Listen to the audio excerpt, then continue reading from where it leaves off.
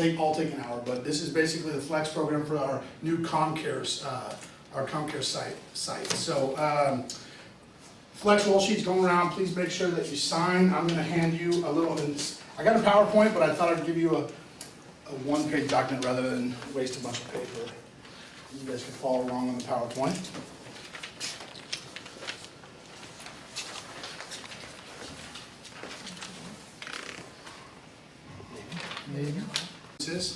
And then this last year, I've been charged with implementing the Early Alert Intervention System for the Student Success Act, which we're launching next week. So we are good to go. So what I've given you is basically the front page, kind of a little agenda. Did I have to, Andy, do I have to do something on there? No, just cancel. Okay. Yeah. Kind of go through a little bit of an agenda. I put down some contact information for myself, for Rhonda, who's Jonathan Eldridge's assistant, for Sergeant Kidder. Our emergency phone number is from campus is 7696. It's down there off campus. That's our dispatch number. And then I put down some links for you guys to know and for a lot of the administrative assistants to make sure that your faculty members know the links. Okay? So, let me pull up my PowerPoint, see if I can get us going. If I can find it.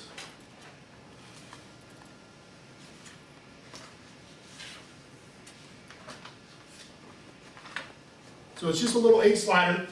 A lot of discussion, questions if you have it. I'm going to take you through the new. Program that we bought and put into place. If I can figure out how to do this. Oh, shit.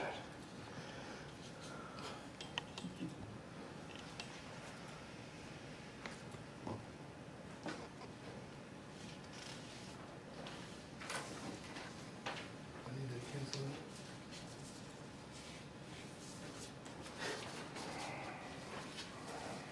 How's that? Okay, so that's just the front page I gave you. It's got contact information on there. Something we always like to talk about is that we don't have a lot of phones in the classroom, so make sure that your faculty members have that number, that 9696 number, in their cell phone. Okay, and that's the emergency number that we want to call if something happens, and that goes directly to our dispatch. Okay, it's great to make sure that we are keeping copies of these in our offices for our faculty members. Okay, making sure that you are aware of how to use those and what to use those for. So, about a year ago, we started working on a process for early alert and intervention and support for students experiencing issues at college and Marin. So kind of what we did was we bought this system called, from Simplicity, called Advocate. And it's a database system where we can file reports, where people can file reports, and it pulls in all the students' information. And I'm going to show you that to you. It pulls in all the students' information from, are they financial aid students, are they EOPS students, are they, what counselors have they seen, what's their class schedule. Gina, if you guys know Gina back here, she's been extremely helpful with implementing the final stages of it. But so kind of how it's going to work and why I put the slide up there is, everything revolves around the student, okay? And we want to make sure that if there's an issue with the student, whether it be a behavioral issue, an academic concern, or maybe it's a conduct issue, we want to make sure that we're using our advocate system as a point of reference to get the information out to the campus community, okay? It's a place to go and act help. So what's going to happen is a reporting faculty or staff will log into the system. It'll get sent to a case manager, okay, which right now is me. So all these will come to me. I will triage them.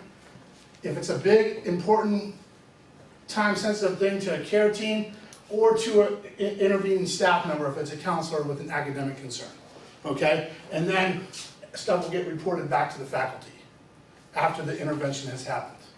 Okay, does that make sense? Could you describe the second care team? I have a slide for that. Thank you. I'm getting there. That's why we hired you back. You're on top of it. I'm trying to keep you awake now. Okay, so timeline on this. This is what we hope to do. Now, some of the bigger institutions that I talked to have had up to 60 academic cases open. at one time. So this is kind of where we hope to be at. When a report is submitted, I'm going to review it and route it within 1 day, okay? Once it's routed, contact's gonna be made, a meeting's gonna be set, a plan of action in place between 1 to 7 days. Okay, now this is a perfect world, of course. Plan implementation verified, faculty informed, 1 to 2 days after the plan has been implemented. Okay, so examples. And I want to have you guys ask me questions about examples, but just a real quick one before we move on is a faculty member has been dealing with a student who's been showing up late to class all the time. The faculty member has tried to intervene via email, maybe a one-on-one meeting in the office, and they haven't gotten anywhere. So what do? They log into the system, they put a report in, it'll get triaged out to the counselor for the academic concern who is familiar with that student, who has a relationship with that student. And that's the whole idea is we want to build upon the relationships that our students already have, as well as create new relationships with students that haven't been seeing counselors or haven't done orientation, things like that. Counselor will pull up all the students' information, contact them via email or phone to set up a meeting, have them come in and go over everything. Maybe the student doesn't have orientation. Maybe the student didn't do assessments. Maybe the student has a problem with getting to class on time with the bus, and they're just a little shy of saying something like that. But we want to make sure that we have relationships built to build upon, so we can find out what is really going on. The key to this is, and which we need to get across the faculty, and hopefully the deans and directors will do that in the faculty meetings, is this is early alert. This is early. We want to get to the students as soon as possible, within that first couple weeks of class, if something comes up, okay? Any questions so far? Okay. So faculty has concerns about a student. So here's some examples of where we can use our system for. Poor attendance, poor performance, possible substance abuse, concerning threatening words or actions, observed emotional distress, all those things up there, okay? Here's the key, and here's where we are missing a little bit, where we have been missing, what we're trying to do is educate people, is we have a behavior observed, okay? This middle section I put in yellow is, what are we doing as a college to attempt to address this situation? Are our faculty members, our directors and deans doing something before it gets to our comm care system? And that's ideally what we want. We want to have some steps built up to where the faculty member has contacted the student one-on-one in the office hour, via email, try to figure out what's going on. That maybe they've talked to the dean, maybe they've talked to the director, they've worked with the student, okay? Now nothing seems to be happening, but we've tried to intervene a couple times, now we get into our comm care system, okay? The comm care system is not for academic concerns, is not for the first time this faculty member has an issue with the student. Okay, does that make sense? We want the faculty member to get to know the students. Okay? So those are some of the types of concerns. So this is what Chris asked about our care team.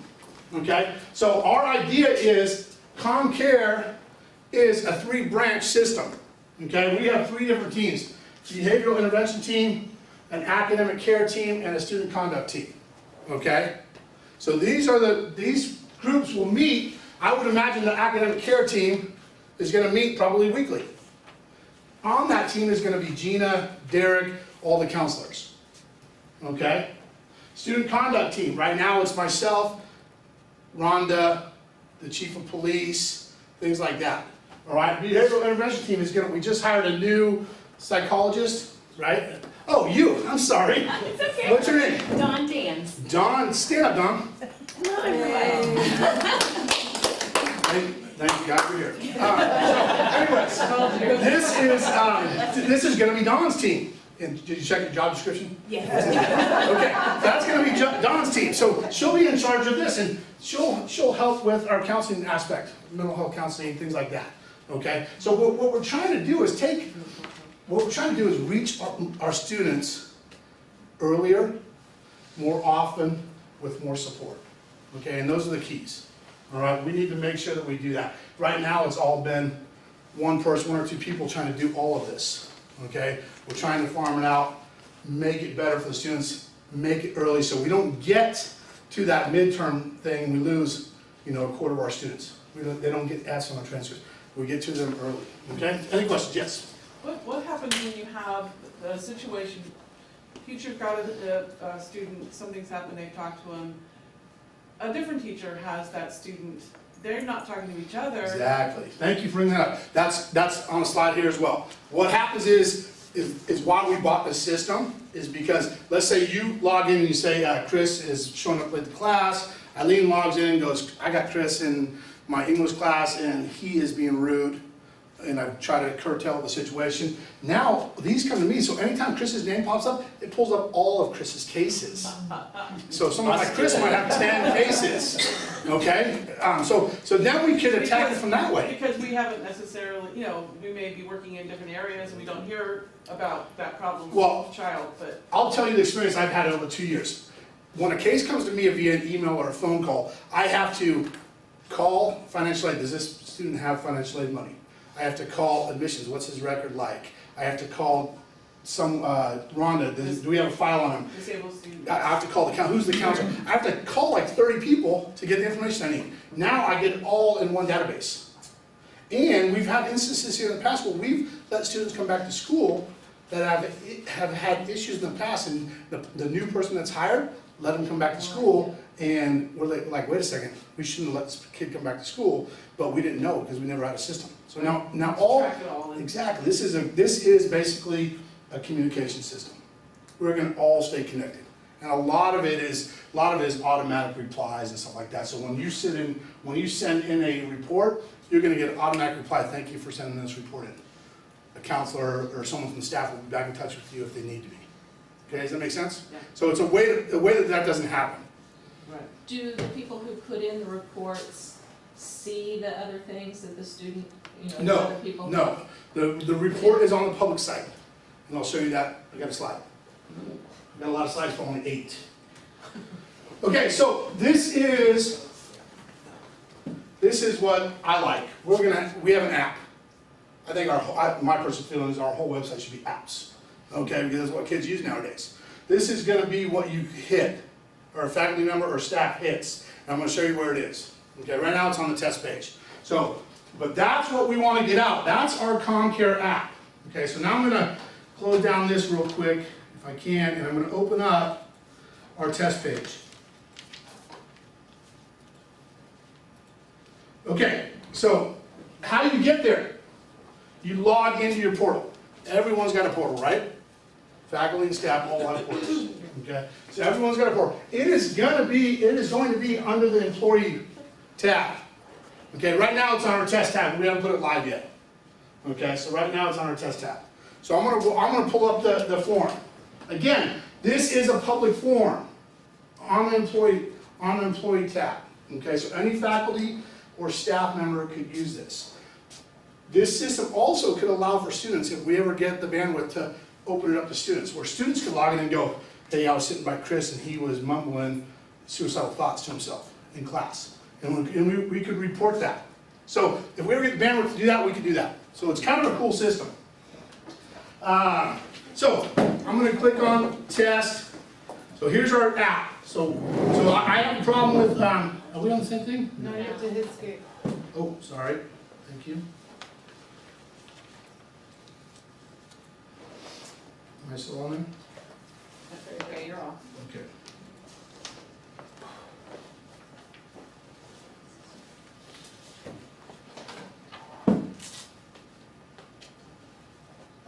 Or if I close everything.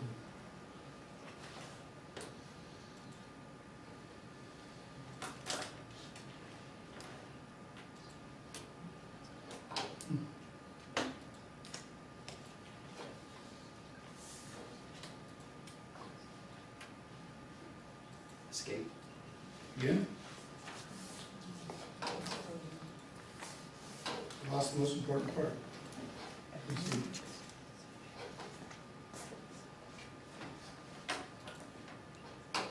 Anybody?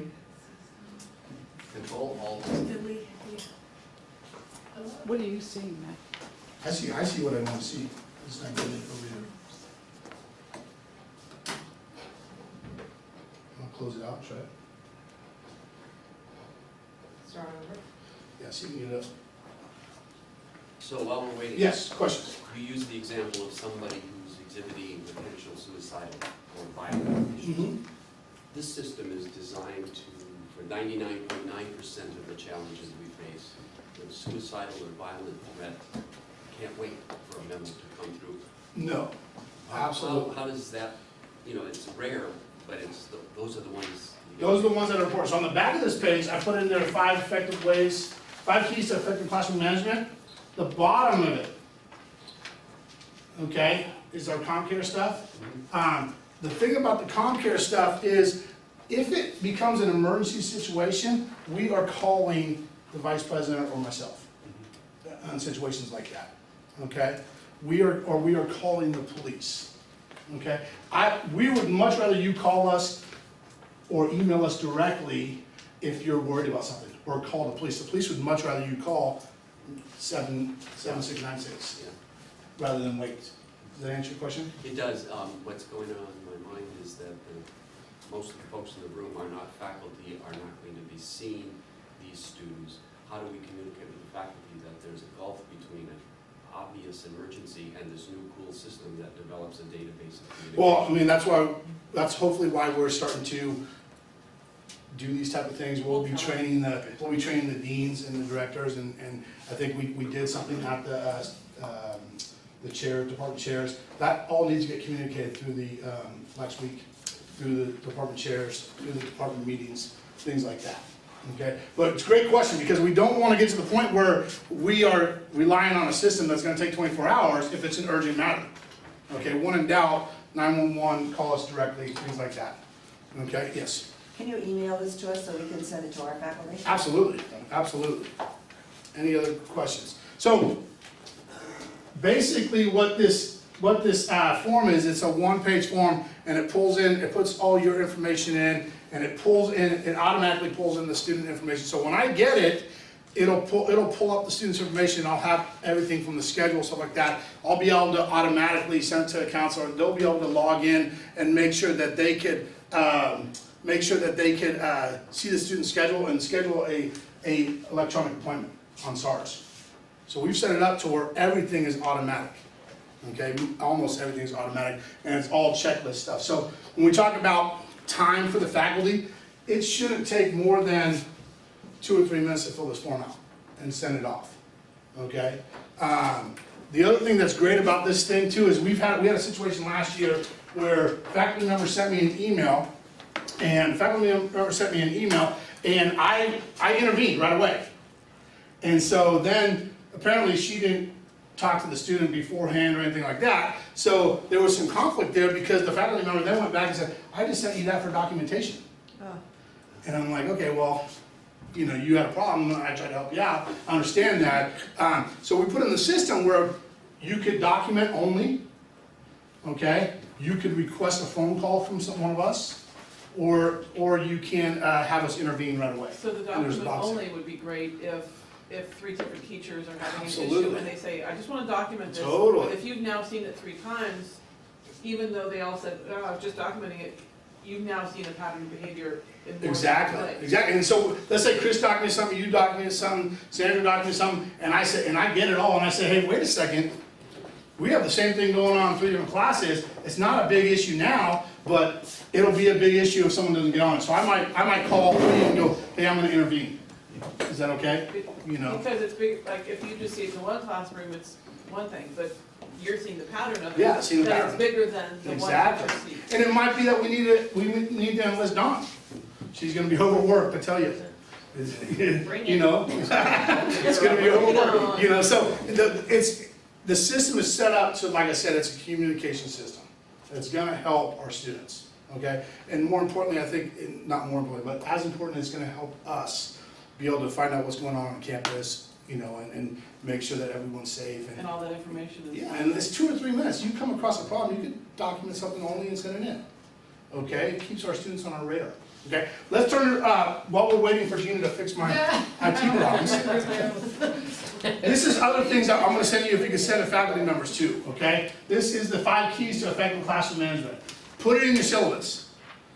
we would like something about comm cares in the syllabus. So the faculty members talk about comm cares at the first day of class meetings, okay?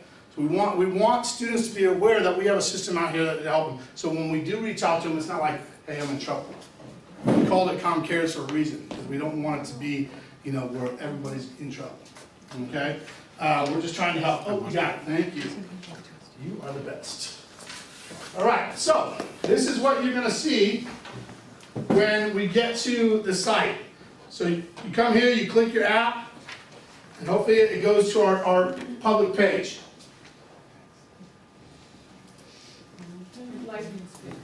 Lightning speed. It's a little slow. And it's not, I figured out it's not the advocate system, it's ours. Because when I was here early this morning, it was like that. Oh, really? You know, people working. Matt, Yes. if you want to get this in the, this information on the syllabus, I would recommend working with the Academic Senate. Okay. They've done some work in the past, not successfully, but to push more required information. Yeah, we did. Okay, so here's what you see. All right, so the first thing you're gonna do, you're gonna read the introduction, what it's all about. We have in there a statement from FERPA. Okay, so we're good there if anybody asks. Then we write down the students involved. So I'm gonna put Chris. Okay, you're obviously gonna put his full name. I'm gonna put my name.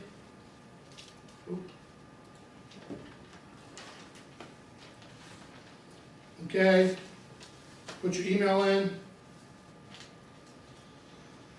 You want who numbers? Nope. All we want is the name. So when on the back side, it's a great question, on the back side, we have already loaded all student information in. So we have moon numbers, we have schedules, we have their counseling appointments, we've loaded everything. What So if we- there's two There's students with the multiple same named name? students with the same name. Good question. We would probably try and attach it to the class, I would guess, find out who they are with the But class. if you asked for the moon number, it would identify the individual. You might not know it though. Yeah, but if, But you can get it from the but what if roster. it's a staff member, Well, you could put optional then, but I mean, because there's a lot of names. I work with the names in Banner. duplicate? And there's a lot of people that have the same name here. Great A lot. suggestion. I will definitely, keep an eye on that one as we get going, okay? So next we put all the information, now we come down, is this an academic concern? If you hit yes, it's gonna open up some check boxes, okay? What is it? What's the academic concern? Routinely late to class. Look what we put in the parentheses, despite my efforts to curtail the behavior. So we're expecting through the education process of this system that we get to the faculty members and let them know that we want them to try and work with the students first before they get into this whole process, okay? If it's a non-emergency situation, obviously. Absent from class, despite my effort to reach out to the student about the importance of regular attendance or performance on exams. Okay, you got all these things right here, disruptive behavior, concerning behavior. So you can click everything. Man, Chris is always late. He's got poor performance on exams, missing assignments, and he's disruptive. Definitely. Okay, so we got all those problems. I've seen them out in Petaluma at night. Okay, now we come down here, Together, I was with them. and we could have a behavioral concern as well. Click on that. So here we have some stuff from our student code of conduct policy. Okay, disruptive behavior, academic integrity, concerning behavior, suicidal, homicidal ideation, violence, threat, or harm. So you can click on all these things. All right. Not only does Chris do all those academic things, but I saw him hazing someone in the parking lot. Okay? So now we want the description. We want the full description of what's going on. Okay? So that's where they sit and they type what's going on, all those things. Much as you want. Okay? Then we come down here and we click yes or no for were there other occurrences. So for the hazing thing, yes, and we ask for other occurrences, put them down where they were and stuff like that. Okay? Or it could be no. No, nothing pops open.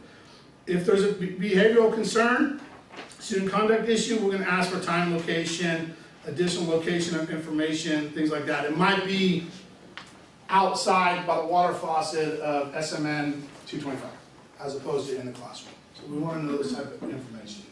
Okay? And then, is there any witnesses? So here's the biggest thing. Not the biggest thing, but an important thing. Rate your level of concern. all right? Mild, moderate, or severe, okay? How are you concerned as an individual? I've seen numerous cases in the last few years where I've read stuff and said, that's kind of mild, but then when over email, when I talked to this instructor, they felt like it was severe.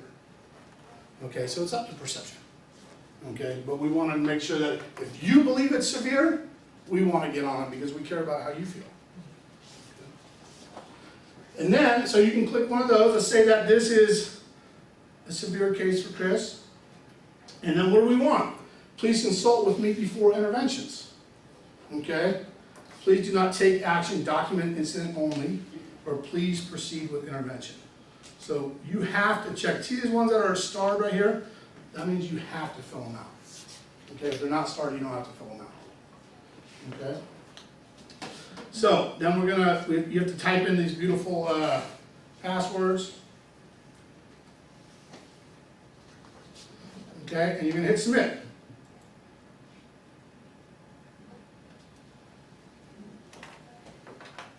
And then it comes buzzing into your box. Yes, then it comes buzzing into my box, Uh-oh. if it did. Oh, description is required, okay? He's a nice guy. It's fine. Okay, so we do all those, I think we have to put in a new password. HUBEI, Yeah. okay? I'm gonna submit that. Now what? There, Enter the phrase, see the phrase. oh, that was the bottom, thanks Chris. XLV, D is for D is David. dog. WH. WH. I think they have to be in the case, right? Yes. No, we'll No, find we out. did it the first time. I don't think so. It's simple, it'll only take 2 Okay, so this is the message that you received. So here's the message that you received. Thank you for submitting your Comcare report. The information you provided is being reviewed and will be maintained confidentially and securely per the provisions of the Federal Education Rights Privacy Act, okay? You will get this message right when you submit it, but you will also get a return email for your documentation. Okay, so you don't have to print that message. Okay, so when it comes here, it comes to my office, or if I'm out of town, or I can pan it off to Derek, it'll come to Derek's office. Derek will then triage it out. Okay, right now we're starting with a small group of counselors that have been trained. We're trying to go live as soon as possible, hopefully next week. The system's pretty much set up. Gina has been working on, and Derek's been working on academic checklists for students and things like that. But the key is to get across to your faculty that this is for early alert. We want to get our students in early that are showing signs that they're struggling early. Okay? Any questions on that? You guys want me to go back to that form? You said it wasn't for academic issues, but academic, like turning in things late or. Well, no, it's for academic issues. Okay, okay. Yeah, no, the system's set up for all student concerns. Okay, okay. Academic, behavioral, Right. and conduct.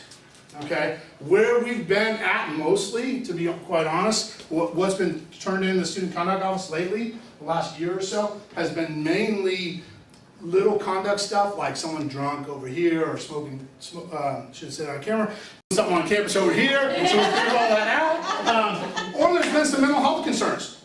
This person's not taking their medication, they're talking to themselves, things like that. We haven't got a lot of academic concerns.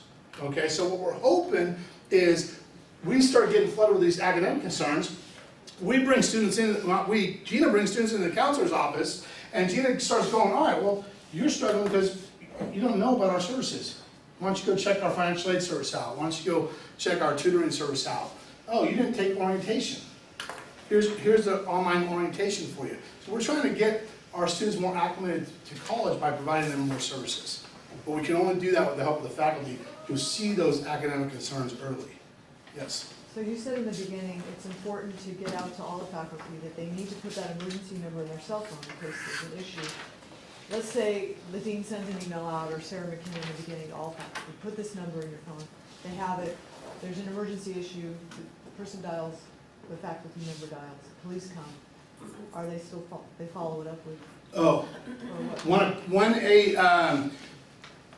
great question, because it happens. When a police are called to a scene, they write the reports. They do Comcare? They write, they write a police report.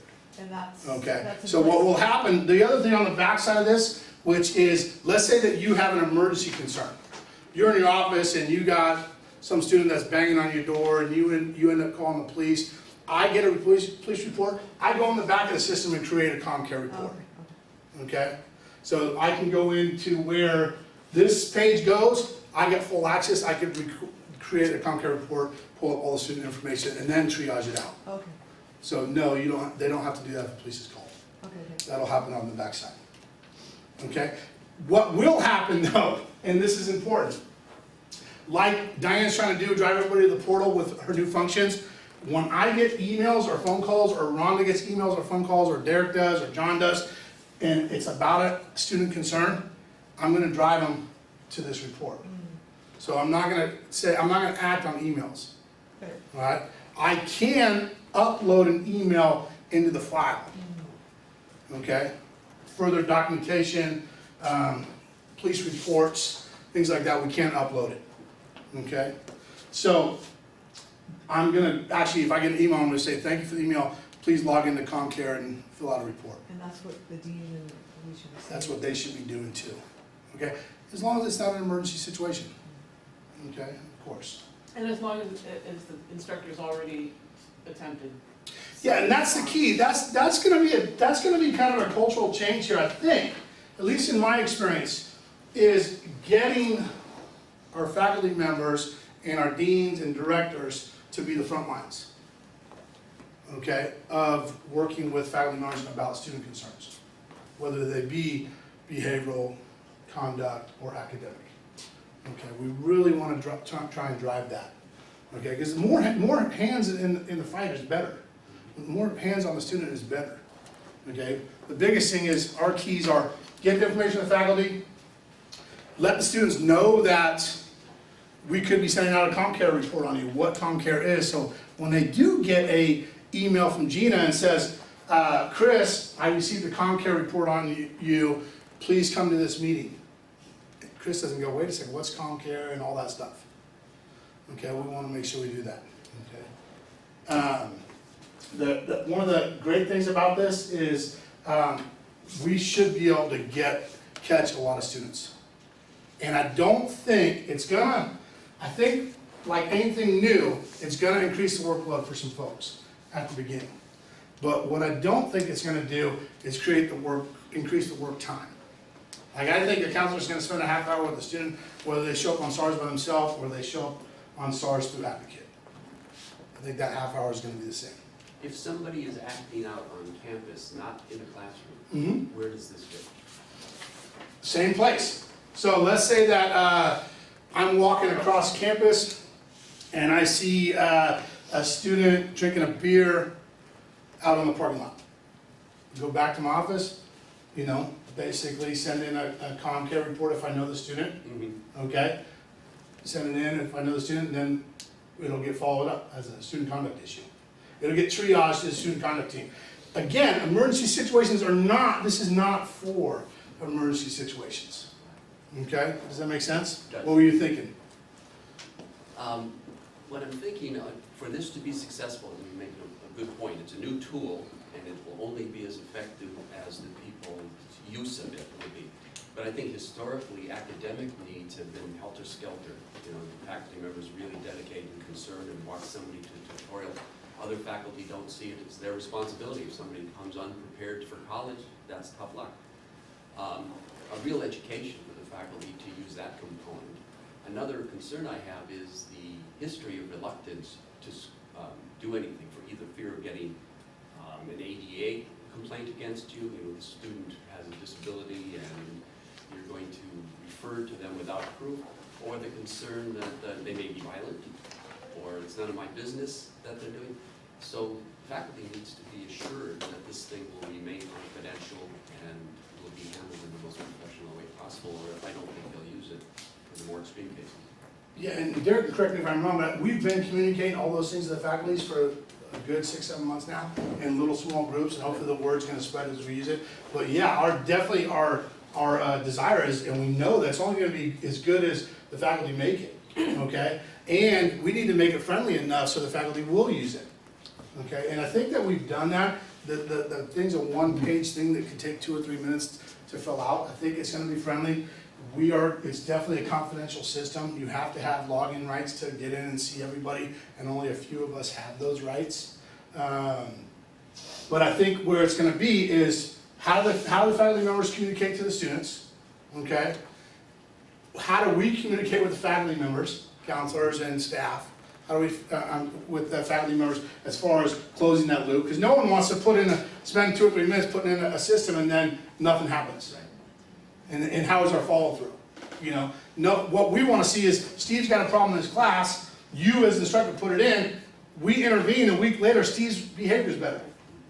Derek? With the caveat that if you were handling it and you just want to document it, so somebody centrally knows that in case it's also happening in Steve's class, then you wouldn't necessarily need to be expecting anything further, which is one of the resources that it provides, is a central repository for any concerning actions of students or inaction. I have one more concern. Yeah. Are you gonna purge my name out of that? I don't wanna start this. No, we haven't gone live yet, so once we go live, we purge But everything. you can expect a Yes. call from John very shortly. When the students get the email saying that somebody has put in a report on them, does it tell who the somebody is? No, no. Well, I don't think it says report, right? It says somebody has expressed a concern. Yeah, It's concrete framed. concern. The language throughout the whole system is very friendly, and that's the key. It's not I got you, okay? Well, and our response depends on what they say, because sometimes we might actually call them, or it just sort of depends on the situation. So there is an automated letter, but there's also several versions of it. It'll depend on what you report, how we respond. And remember, this is, back to the confidentiality question, this is an informal process. Yes, there's some bells and whistles to the mechanics of it, but this is not a formal complaint or something like that where it goes through a process with the student that they're required to participate in and respond to. I think it's all this documentation. We're saying it's the same as you picking up a phone call, it's just through a different mechanism. You say, I have a concern about this student, and we're reaching out to them about that.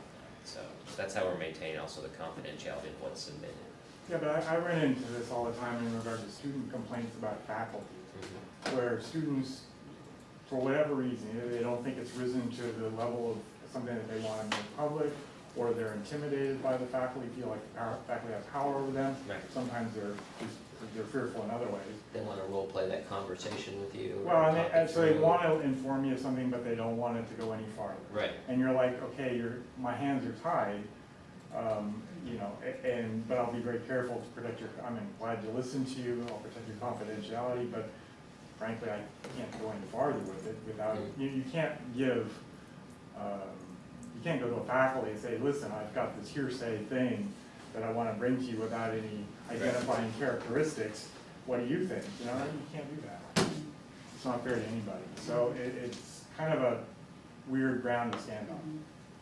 And I can see this being the same thing. You can't go to a student and say, I've heard you have trouble in this class, because as soon as you say that, you've identified the instructor. So let me be clear, what I'm saying is we're not giving them whatever you've written. Okay. But we would be having that conversation that your instructor, David, and blah, blah, blah, has expressed, you know, some concern around maybe your academic success and wants to make sure you have the support that you need. As long as the instructor's agreed to that. But if the instructor just wants to give you a heads up that this student may be a concern. And then if you get... Well, that's why you indicate what it is Right. you want for the action. And then if you get several concerns, then you could probably go to a student and say, listen, we're getting several concerns. Right. Because then it's a general thing that you're not identifying Exactly. people. But the other thing about that is why it's so important on the front end to communicate what ComCares is. As an instructor, if I was teaching class, I would, on my first day, in my syllabus, have what ComCare is and make it a friendly thing, okay? And make it, this is gonna be to help. It's not gonna be to report every little thing, all right? It's gonna be after, if I have an issue with you, after I intervene a couple times and we have discussions about it, okay? It is gonna get difficult if I call in Diane to my office for being loud in class, and she's like, the instructors never talk to me. Yeah, that happens a lot. Believe it or not, that happens a lot to me. Hey, can you take care of Johnny? He's being loud in class. Call Johnny in, and Johnny's like, what are you talking about? I never even talked to this instructor. I didn't even know his name. You know, so I mean, we've got the faculty and the staff have to do a little bit on the front end to make all this work. And there's going to be hiccups along the way, but it's a great system, and it is something that we desperately need for the communication stuff. I'm sure we could all say numerous stories about it happened over here and it happened over here with the same student and nobody knew about it. Right. Okay, and so this will take care of that. Other parts of this whole education process is to get these 5 keys to effective classroom management out. Okay, it's something that Jonathan, Derek, and I worked on a little bit. And it's on the back of the thing, and I'll email this to you as well, so you can have it to post or whatever, things like that. But the first one, put in your syllabus, okay? We want to encourage faculty members to make sure that their syllabus are robust, okay? Set boundaries, you know, explain things, okay? The biggest thing, nip it in the bud. Early alert, nip it in the bud if you have conduct issues, okay? The last thing, and I can probably tell you over 2.5 years, double-digit stories where a faculty member has called me on the last week or 2 weeks class and said, I want Chris out of my class. He's been a problem all semester, being rude and disruptive, and I've had it up to here. And usually what I tell him is, this is the first I'm hearing about it. I apologize if that he's been difficult all semester, but we're not taking him out of class the rest of the semester for being rude. I'll bring him in and talk to him, but he's not gonna take out of class. So we need to nip things in the bud right away and document things right away. Okay, next one. Praise publicly, criticize privately. Obviously, in non-emergency situations, we want to encourage our faculty members to have discussions with students one-on-one outside of class, through email, through office hours, things like that. Okay? We don't like to embarrass students in front of the class. That's a major concern that I've seen over the last couple of years, is that an instructor embarrassed me. And now there's conflict there because a student's feelings are hurt in front of the class. Okay, a lot of this stuff can be used for what is office hours. Derek brought a great point yesterday. What is office hours? What are we using them for? Not a place for faculty to get their work done. It's to help students. We need to communicate that, yeah. And to clarify that, it came up in our discussion yesterday, because the students perceive that as your work office hours for the faculty. They don't understand the term, that it's there for, as one faculty put, I'm here waiting to be a private tutor for you and help you with anything. They thought that's where you do your work outside of the class, not that that's for them. And so that's a common language that may separate us for some, especially of our first generation students, who may not appreciate that. So making sure it's clear at that time is for them. Okay. Next one. It didn't happen if you don't write it down. Okay? That's important. You have to document everything. Make sure we're documenting everything. And if a faculty member comes to you with an issue, tell them to document it. Document everything. Okay? What I like to do is, let's say that Chris has a problem in the classroom, he's being rude to Diane. I'll call Chris in my office, sit him down and say, Chris, look, your behavior isn't good, you're being rude to Diane, you please knock it off. Next time it happens, I'm gonna have to ask you to leave the classroom. Okay? Yeah, okay, you agree not to do it? Chris says yes. When Chris leaves, I go and document that conversation, and I send it to Chris. Chris, remember this conversation today, we decided this, so there's some documentation. So now you told him verbally in a one-on-one setting, and you told him over email that the behavior is unacceptable and that the next time there will be a further consequence of asking you to leave your classroom. Is that email contained in the care? No.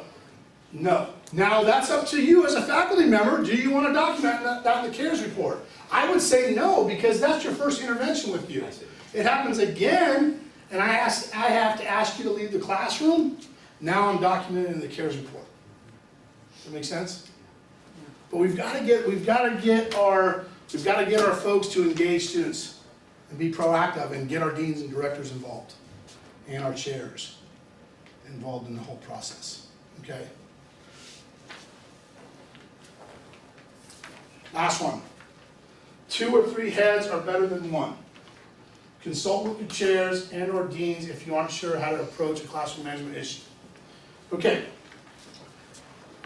Great thing. Forget who, I think it was Patty O'Keefe, called me and said, I got an issue with this student in my class, you know, what should I do? And I said, well, can you work it out with Frank? You guys pull the student in and try to work it out with Frank. They did, and the thing went away like that. It was pretty almost a physical competition in class between a couple students. So Patty, Frank, the students got in the room, worked it all out. Nothing got in anybody's record. Nothing, no paperwork had to be done, all that stuff. So I really encourage everyone to say, if a faculty member comes to Diane and says, look, I got this guy in my geology class, he's really acting out and don't know what to do. Her thing should be, go talk to your chair. Or make an appointment with the dean. Let's talk it out. It shouldn't be call Matt or call Derek. Okay? It should be at that lower level. When it gets to the point where we're activating ComCares, then we've known, as the folks that are triaging this stuff, we've known that you faculty members and staff have made interventions before this step. Again, reiterate, as long as it's not an emergency. Okay? Do you think it's part of our culture that the chair sees this as their responsibility? I think they see it as a responsibility. I think it's brand new, so hopefully they will engage, but I don't know if they will. But we do all have deans. And the deans, it is a responsibility. Right. In this conversation. And we hope that you as a faculty member could talk to your chair and then if work out, if not, let's invoke the dean. Okay? But the deans will definitely be more involved in the conduct issues and trying to help faculty members through these situations. Questions? So for all referrals, should it be the faculty, the chair, the dean before they go to ComCares? Or can a faculty member take it upon themselves to go to ComCares? Faculty member can go to ComCares. It doesn't have to Absolutely. all- Let's say that Chris, well, right now, Jim, we don't have a dean, okay, and your chair is like, I'm not getting involved with that stuff. Got enough to do. Chris calls a student in, talks to him, it happens again in the classroom. We know there's no dean to intervene, straight to ComCares. Absolutely. What's gonna happen if I get a report and I don't see that in the description, hey, I've talked to the chair, or I've talked to the dean, we've done this, I'm gonna call up the person and go, have you talked to your chair? Have you talked to your dean? Before I triage it out. Any other questions? Don, questions? None, you're doing awesome. I'd like to hear. I have a question. Yes. Of the counseling chair. Do you have a budget to provide for additional services? If this worked, it would be just extraordinary that faculty are proactively contacting you, and we need more tutoring, and we need more services. No, but what we're thinking is, Matt keeps thinking it's time to be more of our time. I don't agree, but we're thinking about trying to look at maybe workshops or directing them to the Council 125 class, a late start class. I mean, depending on what the academic issue is, trying to work with students, more in group settings when we can.